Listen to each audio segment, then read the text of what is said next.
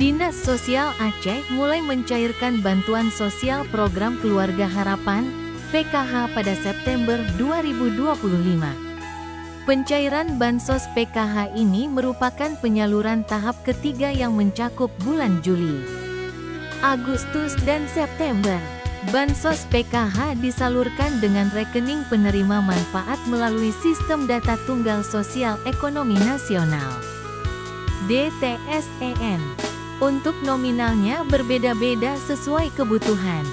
Ibu hamil dan anak usia dini masing-masing Rp3 juta per tahun atau Rp750.000 per tahap. Siswa SD Rp900.000 per tahun atau Rp225.000 per tahap.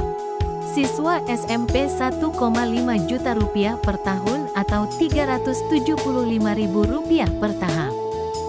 Siswa SMA Rp2 juta atau Rp500.000 per tahap. Sedangkan disabilitas dan lanjut usia 60 tahun ke atas masing-masing Rp2,4 juta per tahun atau Rp600.000 per tahap. Kepala Dinas Sosial Aceh Muslim mengatakan jumlah penerima manfaat menurun dari 238.000 menjadi 229.000 setelah proses verifikasi dan validasi. Karena itu bansos PKH harus digunakan untuk hal produktif. Jika tidak, pemerintah bersama PPATK akan beri sanksi penghentian bantuan bila terbukti untuk transaksi terlarang termasuk judi online melalui pinjaman online. Karena semuanya itu adalah pemadanan melalui nomor induk kependudukan. Jadi PPATK itu sudah disampaikan semua data penerima PKH.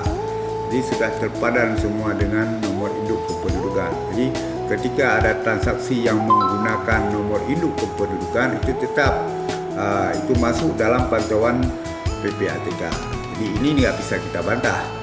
Tapi kalau ini disalahgunakan oleh orang lain bukan dari keluarga penerima manfaat itu sendiri, nah itu diberikan ruang oleh pihak Kemensos untuk mengajukan alasan-alasan yang nanti dipelajari. Kalau memang dia betul tidak terbukti, maka dia akan dipulihkan namanya dan kembali dia bisa menerima bantuan dari PKH. Program PKH yang berjalan sejak tahun 2007 diharapkan bermanfaat dalam meningkatkan taraf hidup, mendorong produktivitas, dan mengurangi kemiskinan.